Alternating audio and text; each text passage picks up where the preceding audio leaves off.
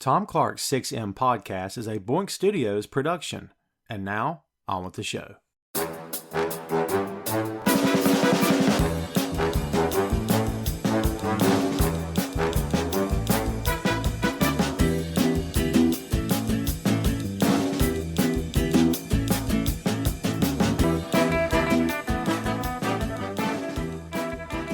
Hey, what is up? Welcome to Tom Clark's 6M podcast. I'm your host, Tom Clark, and in this episode I'm joined by co-host Phil Lindsey.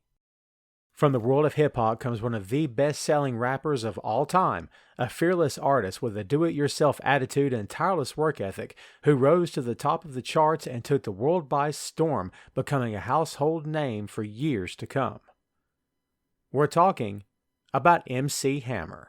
MC Hammer was born Stanley Burrell on March 30th, 1962 in Oakland, California. At age 11, Burrell was hired to be a bat boy and clubhouse assistant for the Oakland A's. Hall of Famer Reggie Jackson gave Burrell the Hammer nickname due to the youngster's resemblance to Hank Aaron. When Hammer's dream of becoming a Major League Baseball player did not come to fruition, he joined the United States Navy, where he served for 3 years. Hammer decided to pursue his love of hip-hop, first as a Christian rapper and later as a producer. He started his own record label, which he grew by selling records from the trunk of his car. That label soon became 2 labels, and both companies employed over 100 people. Hammer soon became MC Hammer, and buzz about his record labels, as well as his on-stage performances, began to reach beyond the music scene in Oakland. He eventually accepted an offer from Capitol Records, which released his first major label album in 1988. Let's Get It Started sold over 2 million copies, but Hammer was often criticized for being more of a dancer than a rapper. The next release was 1990's Please Hammer Don't Hurt 'Em, which included You Can't Touch This, a song which sampled Super Freak by Rick James. The song exploded into the mainstream and catapulted MC Hammer to the heights of the music industry. But the criticism from the rap world increased during this time, with different artists taking shots at Hammer in diss tracks. Despite the negativity leveled against him, MC Hammer continued his momentum with 1991's Too Legit to Quit. The album was another hit for Hammer, but it was not as successful as the previous record. Reports of bad business deals emerged surrounding Hammer during this time, and though he downplayed the significance of those stories, his music career started to slow down. Some of that was due to the changing landscape of hip-hop, which was embracing gangsta rap. Hammer's next album was an effort to spotlight him in this new genre, but it was unsuccessful.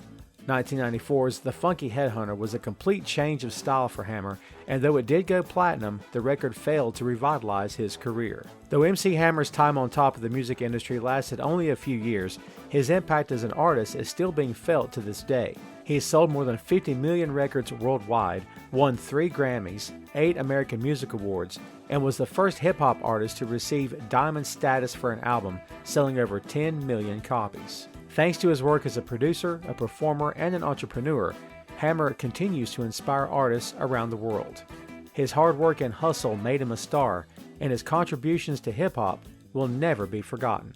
And that's the lowdown on MC Hammer.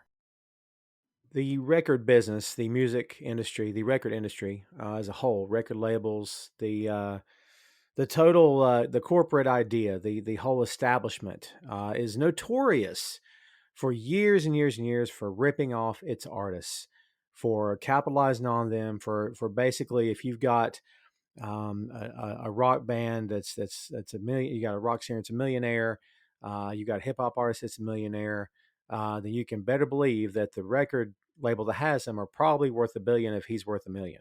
Maybe the divide is more so. Okay, and these labels make their money off the blood, sweat, and tears of the performances of the artists. On stage, on tour, in the studio, appearances, concerts, on the road all the time, away from their families. Much in the same vein as pro wrestling, you're on the road all the time. You're out there, not the same deals like putting your body on the line, but you are out there exposed to the world on a stage. Anything could happen. I mean, worst case scenario, you get attacked, or worse. I mean, you're putting your life on the line out there, but you're giving everything you have to entertain. Because as a lot of other things, it starts off, this was meant to be fun. Hey, we got a band together. Hey, I really wanted to be a singer.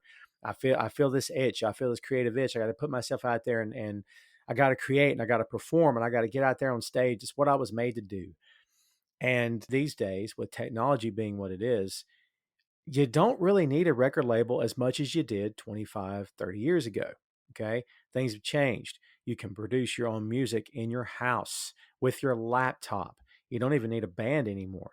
I mean, it's you can have your own studio in your office. I'm sitting in my office right now with a laptop, a PC, a mixing board, two different podcast mics.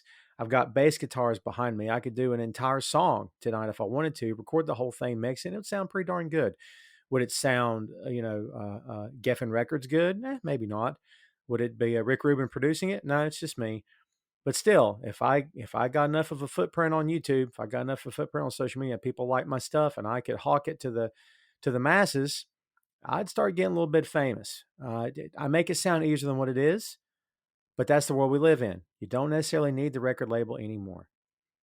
So for an artist like MC Hammer, Phil, this guy in the very beginnings of his career was a self-made guy. This guy was selling CDs and mixtapes out of the trunk of his car and doing so well that he didn't even need the record label when they came knocking. In fact, he turned down the first offer because he said, "Look, I can make more money off of selling these things out the trunk of my car than the percentage you're offering me on this record contract." So he politely said no. Now, we all know they came back and he got rich for a while. I assume he did. But Phil, in this day and age of the self-made musician at home who's putting his shoulder to the wheel and doing the grind, Hammer was doing a lot of this stuff long before this technology is where it is today. We don't really ever talk about this guy other than the image, the rise and fall of his career, which we're going to get into here today. But talk to me as we kick off here today about how this guy in the very beginnings of his run was really a self-made guy when he started out. Yeah, I mean, he was ahead of his time in terms of what he managed to do, and just how big he managed to get off of basically getting it out of the mud. Um, and I mean, I think he's put in this position where people kind of look at him as a joke now, but for his time, he was a huge innovator. Yeah, ahead of his time. I like the way you put that. Doing things when all of the guys around him were not doing it. It's almost like you have to ride or die based on whether or not you get a record deal. And he wasn't like that. He like you said, from the mud, from the ground up. Um, he's from Oakland, and over the years we've heard a lot. And I'm not very familiar with that area, but anybody that was born and raised there can kind of attest to what he's been talking about over the years. Like, hey, it's brotherhood, family, we stick together. It's rough, this, that, and the other. And it's just the ideology of, got to get up, got to make it, got to work hard, got to get what you want, got to go for it. How much of where his can-do attitude and his DIY mentality came from do you think came from where he's from? I think that's definitely the Oakland, the Oakland roots. I think that's definitely um, just his situation. I don't know how well off or not well off he was at the time, but you could tell that he had a certain hustle to him when he was first coming up. Yeah, I think that's where a lot of the respect he had, he earned. Phil, I've never looked at Hammer as being an assembly line hip hop guy, pop star. I've never, and if there's ever been that mentality, people are dead wrong because that is not him. As we said, he came up from nothing and he earned this and he did it his way and they followed him. He didn't really follow anybody else. Like they sort of went with him on his ride. And I don't think he gets near enough credit for the fact that, okay, I'm gonna do this my way. And you guys either get on board or I don't need you. And dude, the vision this guy has, again, not near enough credit. The vision he had that he could see the future for himself as a career is like, hey, I can really do something here. I'm confident. I know I can. I know I can reach people. The idea of reaching across the aisle, as it were, and it's not just for black artists, it's for any artist who really wants to be successful. And I know there's differences and they're nuanced and sometimes they're not, but you want to sell as many records as you can as to many people as you possibly can. That includes every race, color, creed, religion, faith, background, whatever. I mean, Hammer's no different. He wanted to sell as much as he can to everyone. What do you think it was about him, dude, that appealed to the masses? Well, I mean, at the time, I think he made really catchy music. I mean, and boy, I just think he was for rap. I think he was just one of the best performers we've ever seen. Just the fact that he would come out there and dance, and he would just have his entire routine down, and he'd have his whole crew that they would have it down pat too. It just I think his initial rollout, and just like I said, he had the music. You can't sit here and say that, Hammer was like this phenomenal lyricist or something like that, or you know that he was doing something that other rappers might not have been doing. But I just think it was the full package: his music and the performances. What he didn't have in terms of his rap style, he made up for in the show, the stage show, I think. Um, as you said, his crew delivered, man. You go back and watch, I've been watching a lot of the concert footage of Hammer over the years. Man, his crews were tight. I mean, on time, on beat. I mean, dude, the thousands of hours that went into rehearsals for this guy, I can't imagine. And, they're hired to do a job. They're hired to dance on stage with him. It's like, dude, it's not, to me, it's kind of like being expected to back up Michael on stage. And it's like, oh, dude, don't screw this up. Look who's standing in front of us. Like, Hammer's going to work just as hard as you are, if not harder. And he already knows all the steps you're going to do because he's already doing them himself. It's almost like, just watch me and don't forget how I'm doing this. I mean, dude, the guy is insanely talented. What about this idea of, the time he came up, early 90s? This was before Jay. This is before X. This is, before Snoop and these guys. I mean, it's just on the cusp of the change that's going to happen with Tupac and everything, and Biggie's coming along. I mean, Hammer's sort of, 88. Was it Please Hammer Don't Hurt Him was 88, I think. So he's right on the eve of all this.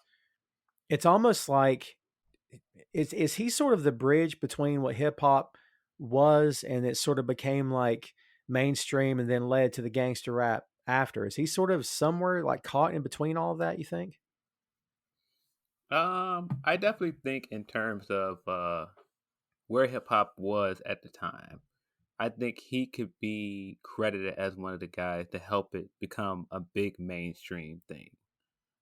Because before that, rap had a presence, but it was mostly um, underground. Like it was mostly a niche audience.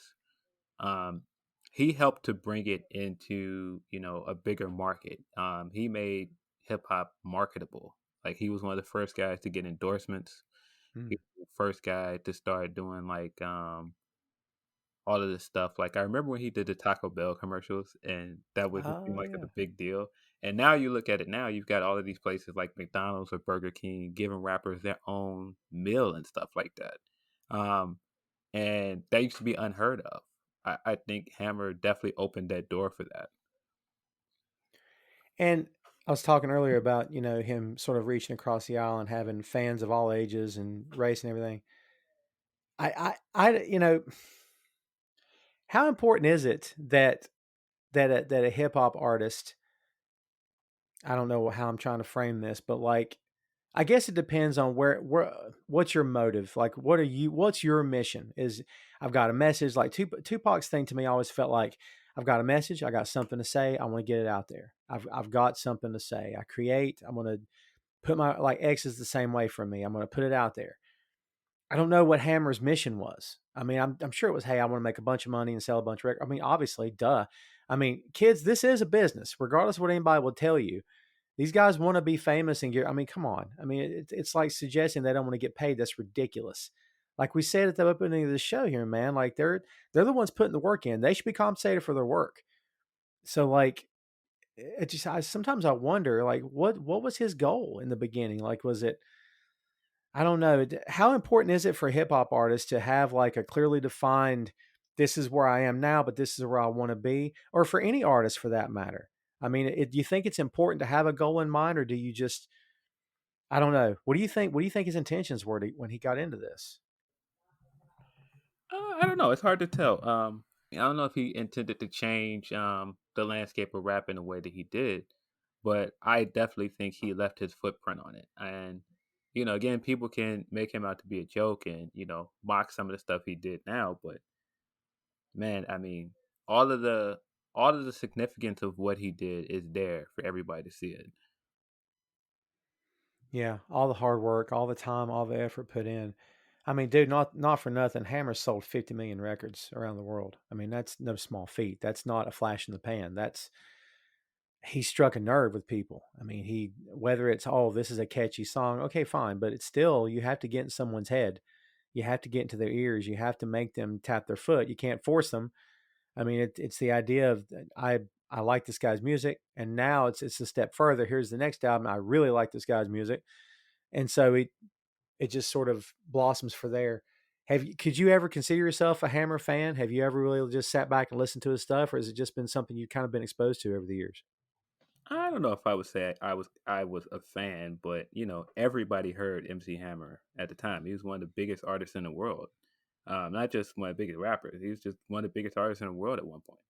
Yeah, I remember when he hit, and I think Vanilla Ice hit around the same time, and Ice Ice Baby was all over the planet, just like can't touch this, you can't touch this, and dude, there's sampling a song, and then there's flat out, hey, I'm gonna take this song and I'm just gonna rap over it.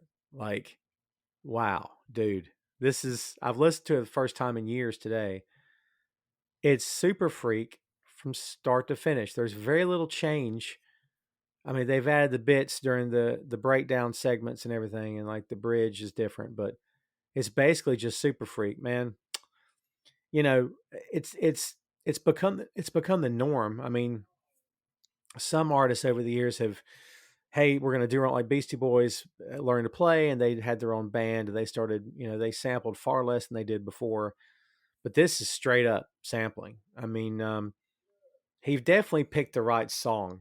It's funny because I think Rick James has a. I mean, obviously he's got a songwriting credit on there, so James probably made just as much money as Hammer, maybe. I mean, this is by far Hammer's biggest hit. If he without You Can't Touch This, we're not still talking about this guy, right? No, I don't think so. I think that opened the door for the other stuff he did later. I would imagine it's his biggest hit. Um, yeah, I man, Can't Touch This is one of those things where when it hit, people were, just quoting it, Can't Touch This and using it in Yeah. commercials and all this other stuff, TV shows. It was everywhere. Yeah.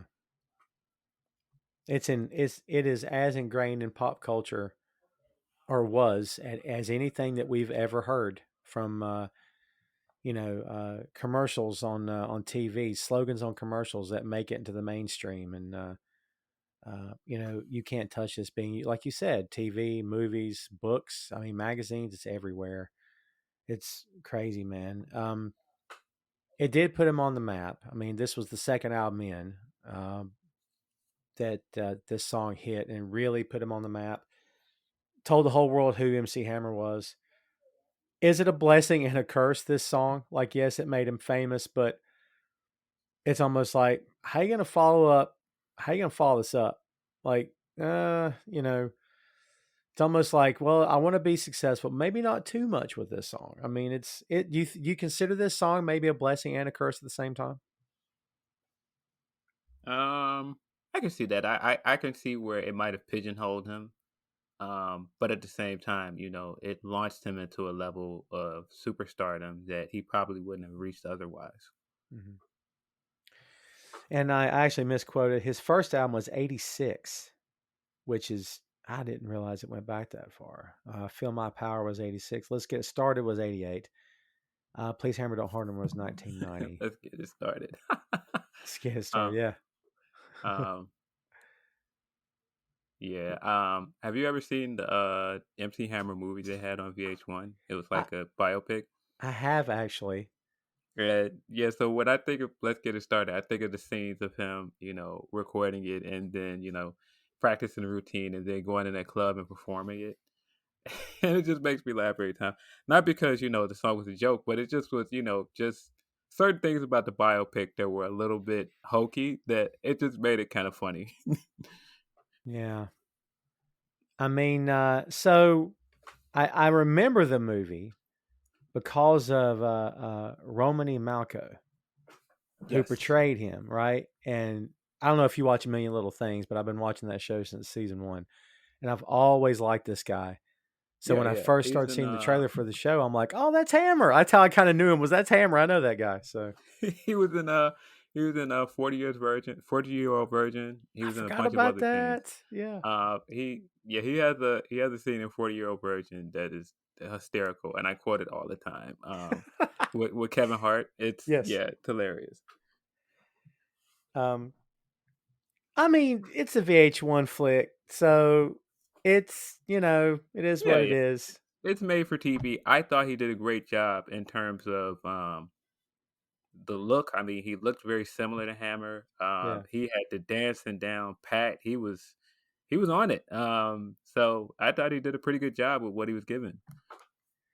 And the relationship between him and Pac, I thought was, from everything I've read about that, it was pretty much on the money. That him and Tupac were tight. That he had went to him for the Funky Headhunter album, and basically is like, I'm trying to, remake the image and make myself more accessible and get myself back out there. And Pac's basically saying to him, "This is not you.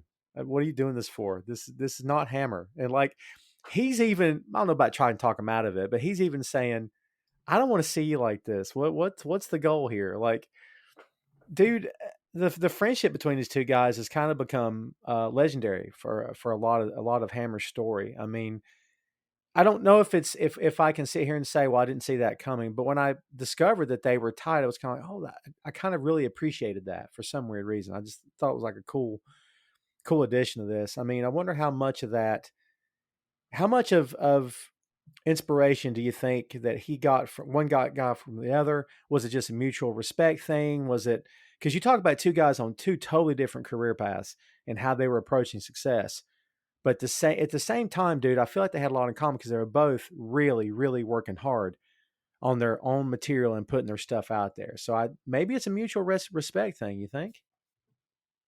Yeah, I think that there was a mutual respect thing. And I think he was just, and I'm not sure if those conversations were ever had in real life, but if they were, I think he would just try to be real with them. Like, no, this isn't who you are. Like, that's not this is not what we know you for. And in some ways, I feel bad for him because the genre just moved on, right? Yeah.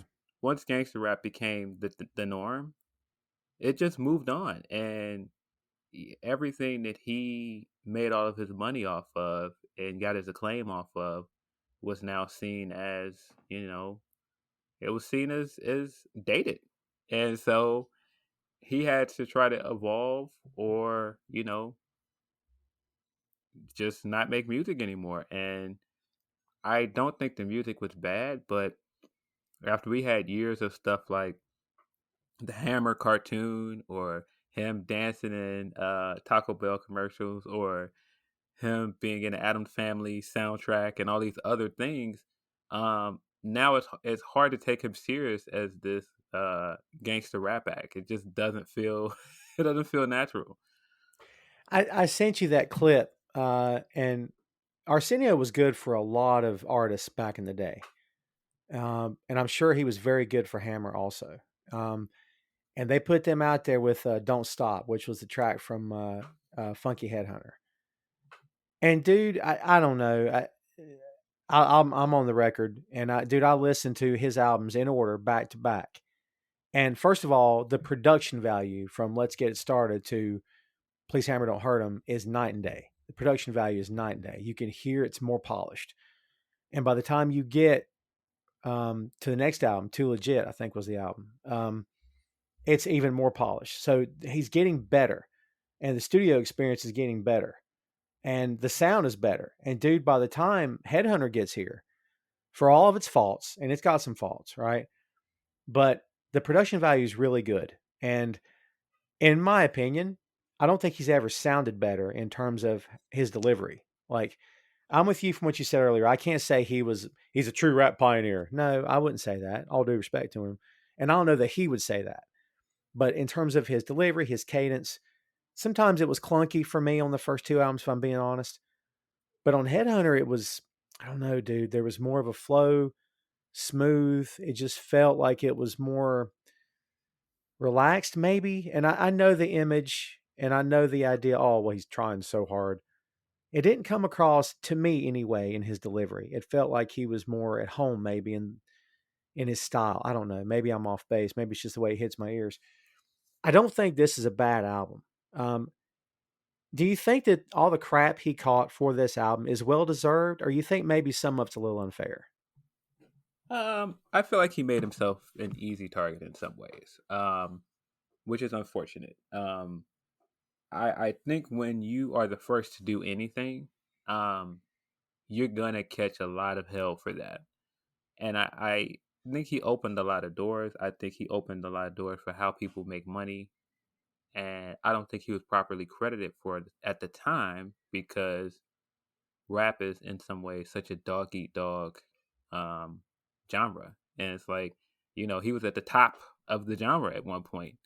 And if you came in with this hard image and you're a gangster rapper, it made it very easy to pick at him and go, "Oh, that's who you guys like?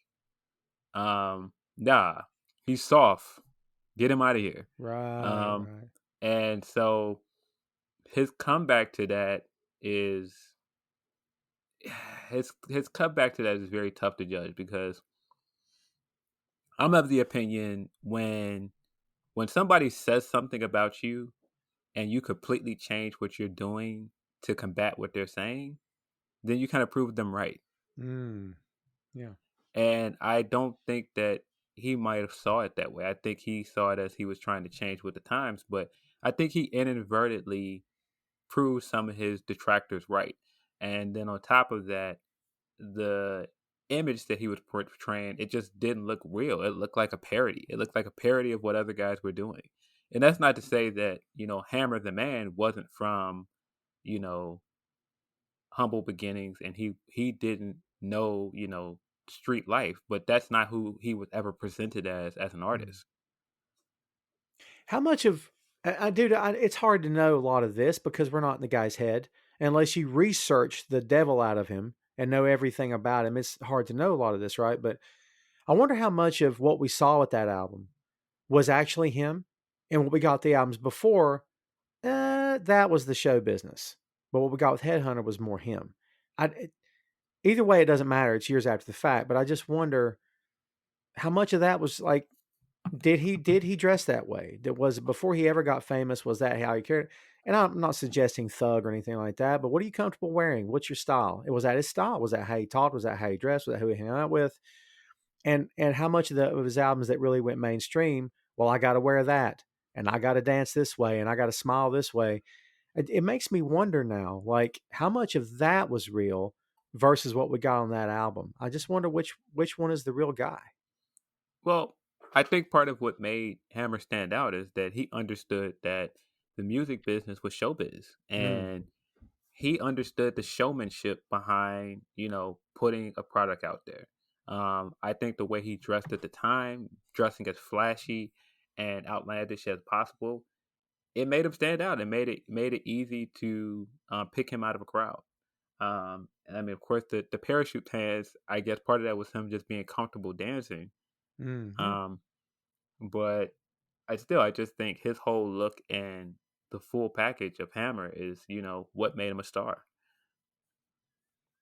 Yeah, I guess I can't have it both ways. I applaud the guy for, as you said, show business and being a showman and putting himself out there and reaching the mass audience. It's hard. I mean, I shouldn't applaud him for that, and then suggest that later he's. I guess I'm just trying to in my head reconcile the two images that we're getting from this guy. It, yeah, a lot of what he did with that album didn't feel right. As we said, it didn't feel like him. It felt like he was.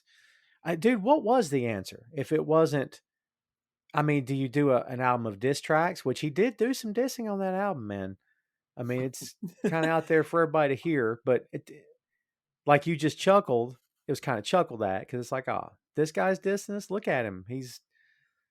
I don't know. I mean, had he had a mix of this, let's say from the first album up to Headhunter, maybe Headhunter wouldn't have happened because he would have had a mix of I'm gonna be this guy today, and for this track I'm gonna do this. And if fans had accepted that, and went along for the ride, then who's to say now years later? But maybe the dominoes wouldn't have fallen the way they had. I don't know, dude. I guess I'm trying to retrofit this guy's career in the eyes of 2021 when things are a lot more accepted. Had he come along now, 20 years old, I think we're talking about a much different career. I mean, we've got singers out there who are doing every genre and winning awards in every genre that they do. So, like, I don't know. To me, in my head, that's where he catches too much grief. It's like we know, looking on it, that okay, he needed to get his record sales back. He was trying to stay relevant. But if that happens now, it's more or less like, oh well, he's just evolving. He's Metallica goes and cuts their hair, which pissed off a lot of hardcore fans. But they went on to make more money than they've ever made and sold more records than they ever sold. But they evolved. They stayed current. They stayed relevant, became more relevant. I just wonder now, would people be so hard on him now as they were then? Maybe. Yeah, I don't know. That's a tough question because I just feel like there's so many things that would not have happened if he didn't blow up like he did. And I mean, I really believe that there are a lot of artists that owe him a lot of credit, and I think now it's becoming more acceptable to give him the credit he's due. But I think for a time, people were definitely, moving up in the world by kind of kicking Hammer's back in. Yeah, And I yeah. mean, that's kind of the nature of the beast with rap because there was so much of a competitive spirit to rap at the time. But at the same time, I just feel like he unfairly got I don't know, he got kind of thrown to the wolves. And part of that is because he was so accessible and so exposed, right? There was very little he was hiding. The dude was on stage shirtless all the time. And to me that kind of says, well, here's all of me. I'm putting all of he's like you said, he's on every TV commercial. He's got British Knights. He's everywhere. His face is everywhere. Like you said, that makes you a target and it's easier to take shots at a guy like that. I mean, had he not quite blown up, of course, if he had not quite blown up, nobody would have cared at the same time, right? It's really a catch-22, isn't it? Yeah, it is. I mean, I think, once you get to the top, it's hard to stay there. And once you get to the top, now, you know, not only are all eyes on you, but, you become a target. You become a target for people that want what you have. Yeah, trying to get some fame by brushing up against you. Um, what's funny is a lot of the stuff that happened. We talked about diss tracks, but there was this story going around about he had put out a $50,000 bounty on MC Search from third base because Search said something about Hammer's mama in a track. Wow. Yeah, dude. And like so they talked to Too Short and they're asking him about this and he kind of chuckled at it and he's like basically his point was Hammer would never have had to do a bounty. He's like, first of all, I don't think it's real. He said, because and second, if he wanted Search hurt, somebody would have done it for him. That he wouldn't have had to pay anybody. Because his point was you don't know how persuasive the guy was behind the scenes. His posse, some of his guys that he rolled with they were tough, man. And it's like all he had to do was make it known, I'm not happy with what that guy said. And if he said that, then it would be, well, that's enough. Let's go take care of that guy. So it's like Hammer? What? I'm listening to stuff for this show and I'm like, is this the same Hammer with the baggy pants that you're suggesting is like a kingpin? What are we talking about here? But dude, some of those stories are coming out years after the fact that he was behind the scenes, man. He was hardcore. Like, I don't know. I again, it makes me wonder how much of the image we saw later, maybe that was him, and maybe what we got on stage was, well, I got to dress up and I got to do this for the whole audience and make them laugh and make them dance. But that's just part of making money. I don't know, man. Yeah, I don't know, it's a tough call because I mean, a comparison that works for us because we're wrestling fans. I think Hammer was absolutely golden era of WWE with all of the, over the top superhero esque characters like Hogan and, gangster rap represented kind of like the Attitude Era. Yeah. And so once once the Attitude Era came around, he might have been really like a biker and all these things like Taker was in real life, and he wasn't doing the tie and the urn and the purple gloves and stuff anymore. But I think that just exposed for some people what hip hop was at that time, because at the time nobody thought about it like gangster rappers were also putting on an act. Everybody thought they were real. Yeah. Like, these are real people. So when you assume those people are real, and then you look at Hammer and you have like this glitzy, pristine look, and it's like everything is put together. He's got the flashy clothes and everything. You look at him and it's like, oh well, you're fake. And then when you come back and try and put on this, gangster rap look, it's even more like, oh, you're definitely fake. Yeah. And even if it was true or not, that was a perception.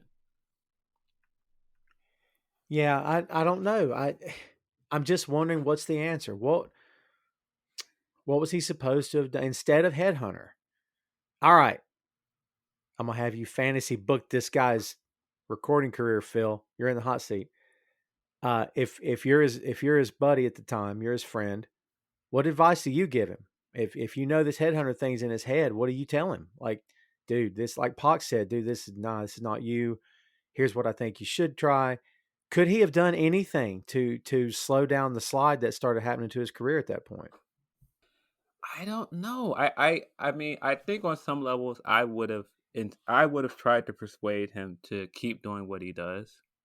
Like, don't try to be anybody else, because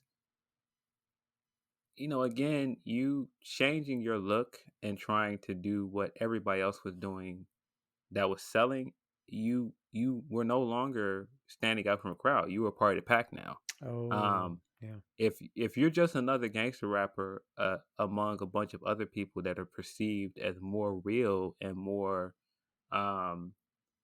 you know more hardcore, then you're not special anymore.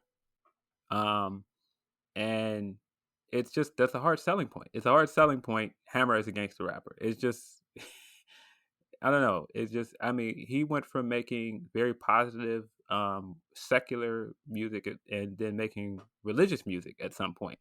Mm. And then to go back into, now you're doing the gangster rap. It just, I don't know. It just doesn't work. So I would have attempted to tell him, even if you're going to go away from doing maybe the more flashy dance music, maybe, delve into who you are as a person, because Ice Cube at the time can get people to subscribe to his kind of music and his way of life because it seemed genuine. I think if he came from a more genuine place and he kept doing what he was doing with dance and everything, people would have accepted it. Maybe not, I don't know, but I think it wouldn't have been as hard of a crash from where he was. And looking back on it now, I don't know how you could have worked him into a guest spot on a, and it makes me smile saying it out loud, but if he was friends with a lot of these guys behind the scenes, they were cool with each other. It just makes me wonder now as they were coming up, and you a lot of the rap songs, man, they'll have 2 or 3 other guys on the track with them, like in guest spots. Had he showed up on a Snoop song, had he showed up, at the time, I get it. At the time, Snoop wasn't the smiling, fun-loving guy we know now. At the time, he was straight-faced, no smiles, no laugh, no ha-ha. It was all hardcore stuff. Because, like you said, it's the image. It's what they're selling. But it makes me wonder now, had there been a collaboration at some point, would he have been more accepted, or was it? I'm dealing a lot with what ifs, Phil. I don't know why, but I keep circling back to what could have changed.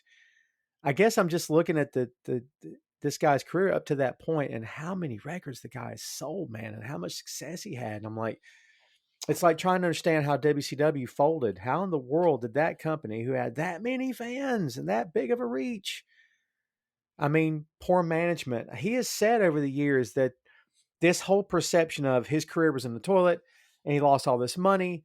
He has come back from that and said, no, that's not exactly how it happened. Tom Clark's 6M podcast is sponsored in part by Radius Law Group.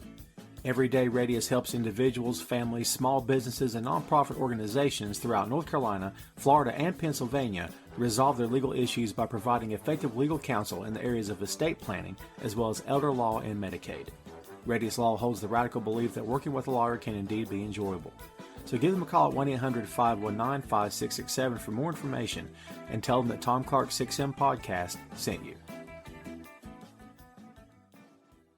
I mean, I don't know how much of that is, but dude, I've always been in the understanding, oh man, he let his buddies in, he let his friends in, he gave some of his family members jobs, guys he grew up on the streets with, he took them along for the ride and treated them right and took care of them, which is very admirable of anyone to do that. Not suggesting it's not, but the stories coming out of that was a lot of these guys were not businessmen. They took advantage of him, took his money and ran. They lied to him. They worked him. I mean, maybe this guy's story, part of it is he was such a good guy and tried to do the right thing, and people kind of stepped on him. What do you know? What have you heard over the years about, here's how he was up here, and here's what happened to get him down here? Because he disputes some of that story. I think some of it is that, again, once you get to the top, it's hard. It's hard to stay there. It's not just that you become a target, you become, you know, you become, something that everybody runs toward, like this beacon in your community of people that may love you and don't have bad intentions for you, but they also want to be among your glow. They want to stand next to you and feel famous. They want to, eat off of you because you're making a lot of money. And I think in some ways, he was such a good guy, like you said, that I feel like he wanted to take care of people, and you just can't take care of everybody. Um, I think that's part of it. I think having a big entourage like he did then, and having such a big crew of dancers and everybody that he had to pay and take care of, and he wanted to, in some ways, take care of everybody, and he just couldn't. And I do think that he got fooled into giving money to people that he probably shouldn't have. But yeah, it just comes with the territory, man. I don't think he managed his money well at all. And we've talked a lot here about this, about he changed his image and he changed the way he did things. He drops the MC from his name at one point and just becomes Hammer. And it's like, okay. It's kind of like the whole Puff thing. We're like, I'm not Puff anymore. I'm P. Diddy. That's what my friends call me anyway. So I'm P. Diddy. I'm thinking, are you really though? Like, okay. Not a deal breaker for me. I don't care, but I don't think that helped him any. Just trying to toughen him up. The whole, they called him Hammer from a very young age because he resembled Hank Aaron. And I get it, but like you said, I think it was just part and parcel of how it started, kind of to feel like this guy is not who everybody kind of thinks, not what he sort of presented himself to be. Let's say he'd stuck with it and stuck with his thing, parachute pants or not, whatever. But if he kept doing his own thing and said, I don't care what they're doing, I've got a devoted audience, I want to do right by them. If nothing else, I'll keep making records for them. Okay. Would it have circled back around for him? Don't you think at some point it would have come back around to where maybe it wouldn't have been so harsh on him? Because it would have been like, dude, styles change, trends come and go. But now, all these years later, people seem to love this guy. I mean, eventually it would have come back around at that time, don't you think? Yeah, I think people needed some time to get away from it. I think the perception of him at that time was just so damning, and it was just so hard to get past it because you had other artists doing the exact opposite. Um, and so I think he needed some time to get past it. Yeah, and dude, God, man, he's done so much. We talked about selling 50 million records, the first hip hop artist to achieve a diamond status for an album. BET ranked him as the number 7 best dancer of all time, for what that's worth. Uh, he gets a lot of credit for being a pioneer of pop rap, which depending on your frame of reference, you may not be much of a fan of that. But again, I just think he catches so much grief. Talking about some of the stuff I've been watching, man, I've talked a lot about social media comments and how we don't care for them, but Hmm. I scrolled down to the comment section. A lot of these YouTube things I've been checking out. And dude, it is overwhelmingly positive. On the video from the Arsenio Hall show where he's dancing around and got the denim on, and dude, there's moments of him stomping on that stage, and he almost breaks a smile. Did you catch that a few times? And Yeah. I'm thinking, is he just having a good time, or is he? Because that even that felt, you know what I mean? It almost, well, I'm doing an act. I'm trying to make them buy. Are they buying it? Let's see if they're buying it. But like even the comments on that were praising him and saying, "God, this is great," and I love this guy. And I'm thinking, today's fans in their 20s or younger are looking at that video saying, "This is awesome." Like that's that's I can't say shocking, but that's kind of surprising to me that all these years later, people are circling back to him. It's funny, man, how things just go in and out of style like that. Yeah. I think one of the things that hurt Hammer is that um, hip hop culture and rap music at the time was perceived as a predominantly black audience. Um, and so a big part of him making it mainstream is that he brought in the white audience. And so for some people, they resented him for that. Um, and I think that some white fans look at him more favorably um, than black people do. But again, that isn't necessarily his fault. I think he just was trying to do something different, and he achieved massive success with that. And some of the things that came with that, you can argue, oh, mainstream rap in some ways diminished the value of the genre and all these other things. But you also got to look at the fact that today hip hop is a global phenomenon. Mm. Um, and Hammer was a big part of making that happen. We were talking here about the fact that he changed who he was to try to fit the taste. One guy that's never really changed is Will Smith. Will's never really changed. Of all of his albums, unless I'm missing one somewhere, it seems like he's kind of the same guy in the beginning that he was toward the end of his recording career. And he made a point to, because he won the Grammy that one year, and he talked about how he was one of the few rappers that didn't feel the need to curse or go lowbrow with his music, and he still sold out arenas and still made money. And it's a different taste. It's if that's not your taste, you don't listen to him. You listen to somebody else. But you know, does Will have a better place with fans all these years later because he didn't try to conform? I mean, dude, can you imagine Will trying to do gangster rap? I mean, now it sounds ridiculous, but like Hammer tried this, and whew. I mean, what if Will had went down the same path? I wonder. Yeah, so that's kind of what I mean when I say that he should have just stayed the course and just kept doing what he was doing. Um, and Will went through the same thing where he kind of got a lot of flack for making poppy music, but he never tried to change. He never tried to be anything other than who he was.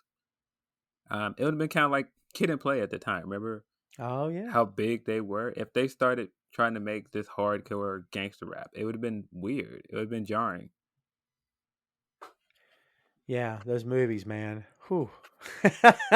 House party. How many house party movies were there, by the way? Like four, I think. Four or Yes, five. I think they're four. I keep hearing they're trying to reboot it, which I don't know why. What? With who? They're not going to recast it, are they? Yeah, they're trying to recast it with some younger actors and Oh, come on, reboot it for I think man. an HBO Max movie or something. I don't know. Ah, yeah, I'm not really here for that. Um, yeah, I don't know, man. We were talking about the whole religious part of this guy. I mean, like X and like a lot of other entertainers. I mean, he talked about his faith. He did the song called "Pray," which, looking on the video, it's kind of hokey. They're dancing around in a church and they're in choir robes. It's not like, I'm not suggesting it's disrespectful or anything. It's just different. Um, I don't think he was insincere in that. I mean, no one said he had to put any of that stuff on his albums. He chose to because he wanted to. He was an artist. That's what he wanted to rap about. That's what he did.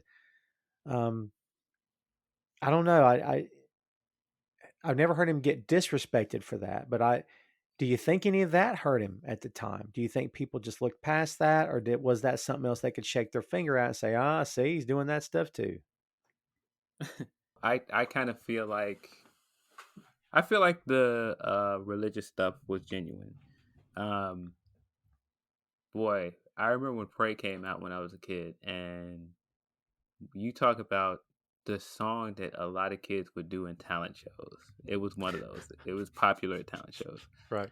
Um, yeah, I just think again he was doing his own thing, and it made him stand out. I think things like Pray, um, in concert with songs like Too Legit and all these other things he did, it's a big part of the the legacy of Hammer. What made him so compelling and different at the time. Yeah, I think what we keep coming back to is it's and we're comic book guys too, Phil. The what if scenario. What if that's my next episode, dude? Season 2 kicks off with what if Hammer had stayed the course and not gone hardcore gangster rap. Um, Yeah, and I uh, mean, Pumps Up Bumps is not a bad song. It's not a bad song. you're laughing. Shut up. You don't think that. Come on, be honest. Do you really like It's that song? I won't say that I'm a big fan of it, but it's not a bad song. Like some of the music he was making at that time is not bad. I think he was a more polished artist by that point.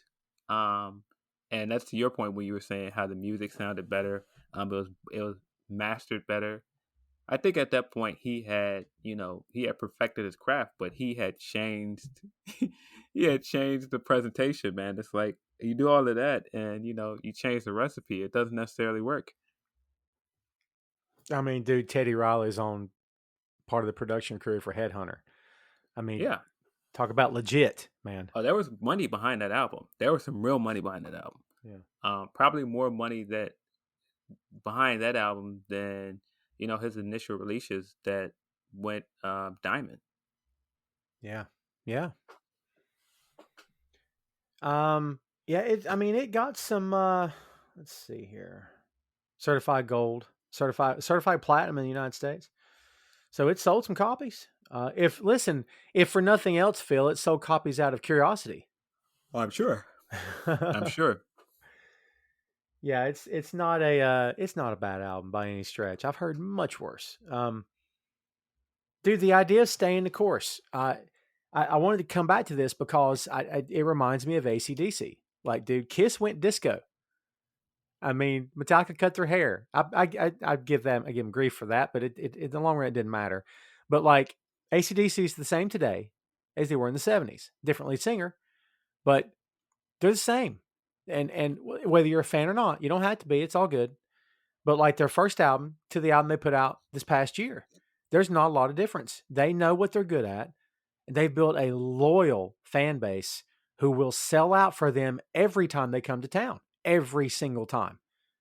I mean, they were selling out with Axel when Brian Johnson was couldn't perform.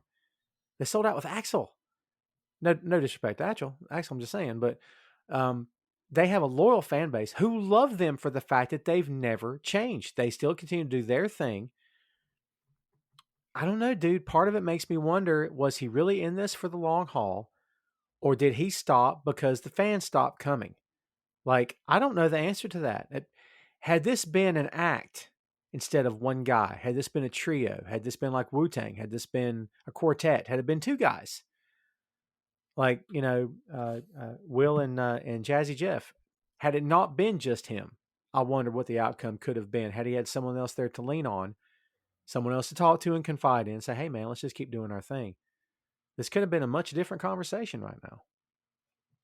Yeah, probably so. I don't know, man. And part of that makes me sad in the sense that I begin because rap was such a niche audience and it was seen as something for a black audience. And so I feel like in some ways, his own audience, his own people were part of his demise. Mm. And it's unfortunate. Um, but that's the story of Hammer. And I feel like he's beloved by a lot of people more than he was at the time. But I feel like still, he went through certain things that probably weren't fair at the time. But you know, again, you're an easy target. Yeah. Bad timing, maybe. I wonder, had instead of it being 86, had it been 84, had it been instead of, early 90s, had it been 97? I don't know. I just, was he 2 or 3 years in the wrong way on either direction? It's hard to know. What's your favorite Hammer song, Phil? Is it "You Can't Touch This, Don't Lie"? Is it? What is my favorite Hammer song? And has anyone ever asked you that? It might be Too Legit, man. Like I remember like when Too Legit to Quit came out and he used to do the hand gesture with his Yes. while he was doing the rap, and he had like I just was something about Too Legit that I really liked. Like the chanting in it. I like Too Legit. It's a good song. It's very polished too. And the word polished, not a bad thing. It's slick. Like it sounds really good. If you put it in your ears like in AirPods, man, it hits good. I mean, I think it sounds awesome. Yeah, Yeah, I it mean, definitely is. yeah, and I'm stuck on some of the stuff from the Headhunter album. I can't help it. I still think "Don't Stop's one of his better ones. Honestly, I think it's got a great groove to it. I think the crew he was dancing with at the time were awesome. I don't think they get enough credit. I don't think his dancers ever get enough credit. Um, how about his live stage shows, man? Where I don't know if he lip synced or if he ever lip synced. It didn't look like he was, but this guy was dancing like a madman and still rapping. And I didn't always see him with a hype man on stage. He did occasionally. I don't know how often it happened, but not all the time. He was doing a lot of this himself. I mean, dude, God, the sweat equity this guy put into his stage shows. I imagine you got your money's worth when you saw him live in concert. Yeah, again, I swear, I think that he brought the showmanship to rap that wasn't there. Um, he brought it out of ciphers and stuff that were in the park, and all of these like hole in the wall clubs where guys would go and rap and uh perform in front of like a small audience. He made it into a mainstream thing. He made it into a thing where you had to have an act. And I mean, again, see, a part of the brilliance of what NWA did is that they managed to um they managed to make their act look natural. And in some ways it was everything but that. And that's not to say that they weren't genuine in some ways and that there wasn't some reality to what they were doing, but it was also produced. It Mm. was also absolutely produced to look like a a a, a, um, a genuine stage act, for lack of better words. Yeah, I think he accomplished so much. If for no other reason, the showbiz part of it. I mean, I mentioned Kiss earlier. Their stage shows, like you felt like you got your money's worth. If not only if you're a fan of the music, but man, Gene's breathing fire, and they've got the flames on stage, and there's blood, and there's the spiked heels, and the shoulder pads, and the skulls, and it's a show. You're not just paying for um, the music. Even this is an oddball reference for the Hammer episode, but even someone like Neil Diamond, stick with me on this, kids, was asked about like the colorful, glittery coats he would wear on stage, like the jackets and stuff.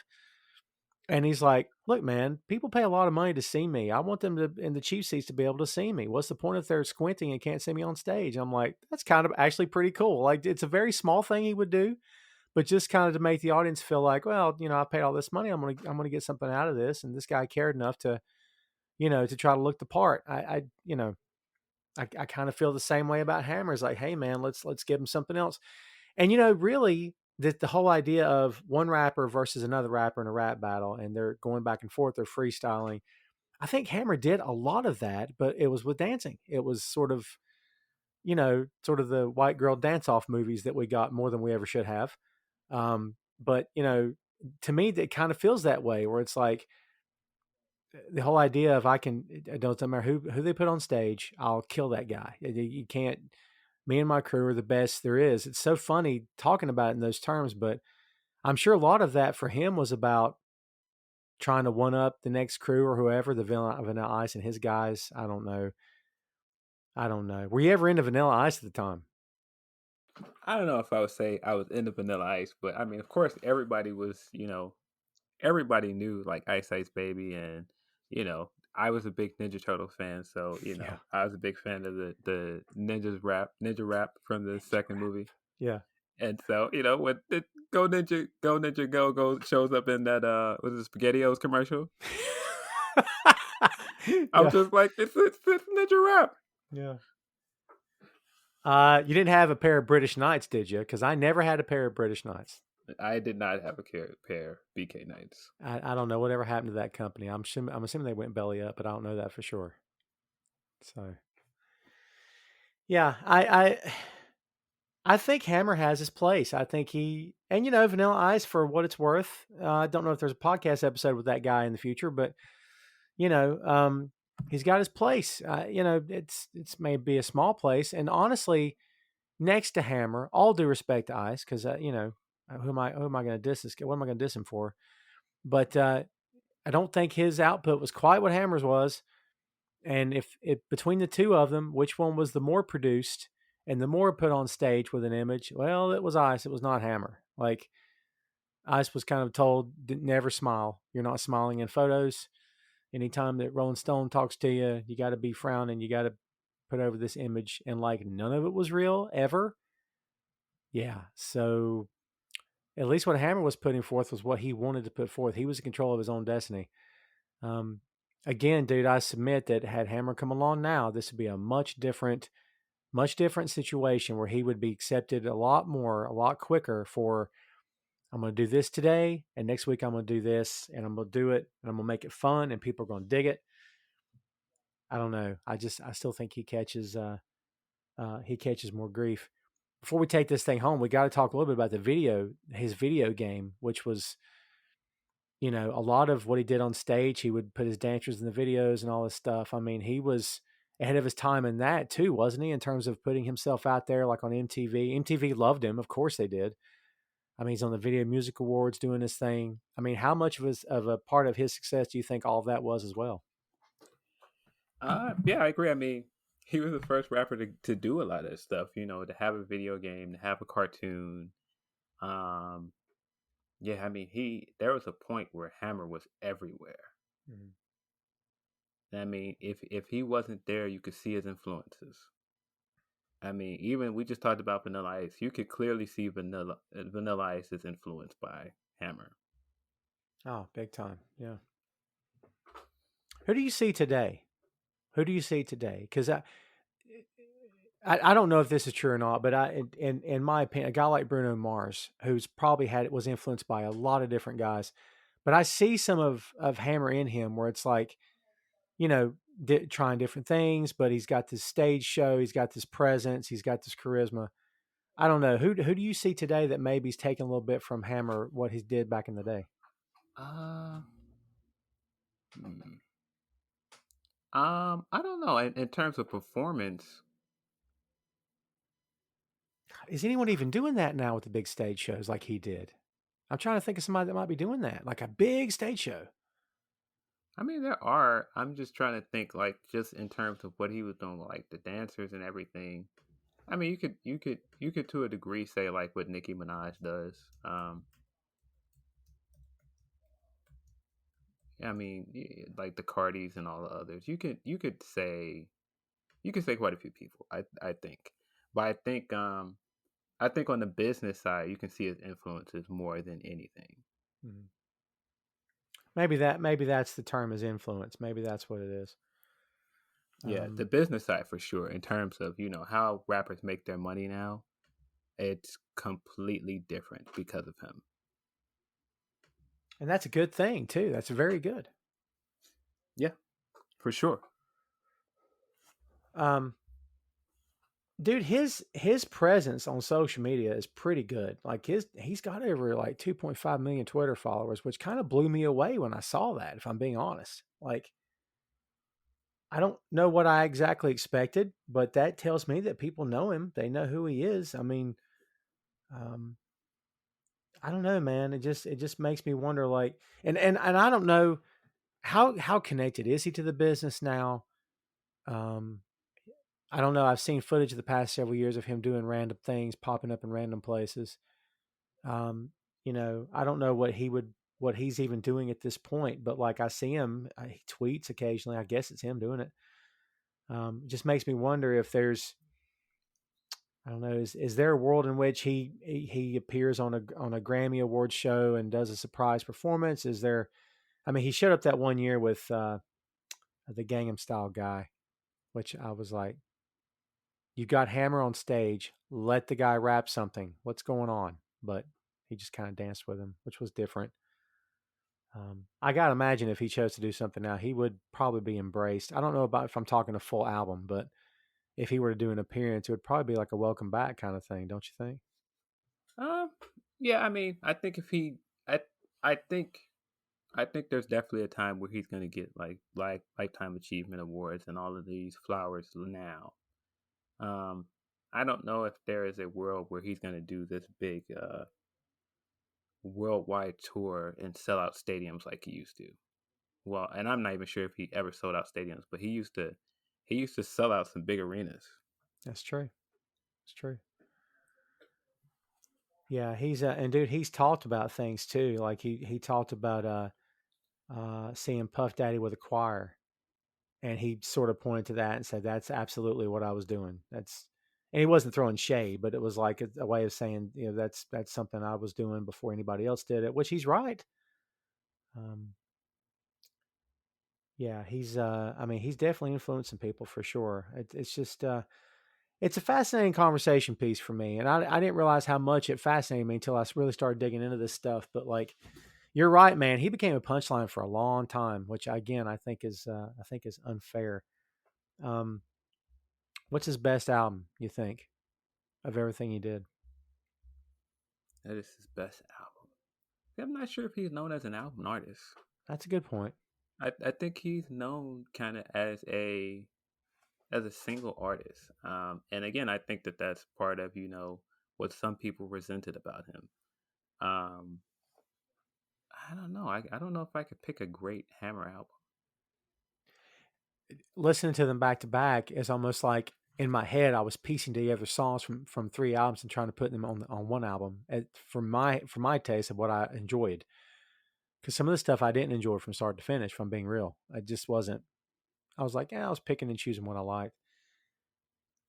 I mean, dude, we were talking about him, trying to change his style and everything. Not for nothing, he signed with Death Row for to do some stuff. I mean, there's an infamous photo of him with Pac and Snoop and Suge Knight, and the story goes is that one of the reporters who took the photo said, "Which one is the most gangster of you, or whatever? Who's the more hardcore?" And they all pointed to Hammer. And I think Snoop later said, "Well, that wasn't BS. That was the truth. We were all being honest," and they were all laughing it off at the time. Dude, I don't know. I don't know. I'm imagining a world in which he's not in a negative way, but he's not quite what we saw with the first few albums. I don't know. Maybe that's the narrative I'm creating in my head. Maybe it's just because I want to like the guy. Oh, I could Um, believe it. I think that he had a tough upbringing, and I think that in reality, it's not like what we saw was real. The Hammer that he presented in those first two albums or so was an act. It was a big act to bring people in. yeah. Um, but there was no, at the time, there was no gangster rap, so he couldn't come out and do what other guys were doing at that time. He got on the way that he did, and that's just, that's how the chips fell. Yeah, I'm with you though. I think he will get his props at some point. I'd love to see him win some kind of or be granted or be presented with something on a national stage. I think that'd be very cool for him. Um, I'd love to see the an artist at some point now give him respect. There's and it's happened a lot with guys in the past who current artists will give him shout outs and stuff as their inspiration or as somebody that they looked up to. And not for nothing, man. He did put a lot of positive messages in his music. I mean, they can look at the stuff with pumps and a bump and all that. They can make their snide commentary, I guess. But he always, I mean, Hammer gave back to his community. He took care of his friends. He tried to he he was big with kids. I mean, his heart seemed to always be in the right place. The Speedos and the pumps and the bump video. That's what I think of when I think pumps and bump. Yeah, that's rough. And when the girls got upside down on their hands and put their legs over the guy's shoulders, and the guys were holding their legs, I'm like, what am I looking at? What is this? Yeah, it's too much. Oh. It's too much. You're throwing me that pumps and a butt curveball at the end here, and I'm trying to make them sound good. And that's all right. It's different. I don't know. Give that song to ODB. Give that song to Method Man. Give that song to, I don't know, and watch it hit number 1, and people are like, oh, that's so catchy. What a great tune that is. I love that song. It sells 1 million copies. Yeah, I think if you put that in the hands of somebody else that doesn't have any of the context or any of the preconceived notions we come into that song with about Hammer, then maybe it's received a different way. But I think it's that, and then the video is just so over the top. Yeah, it's pretty rough. Yeah, I think I'm gonna.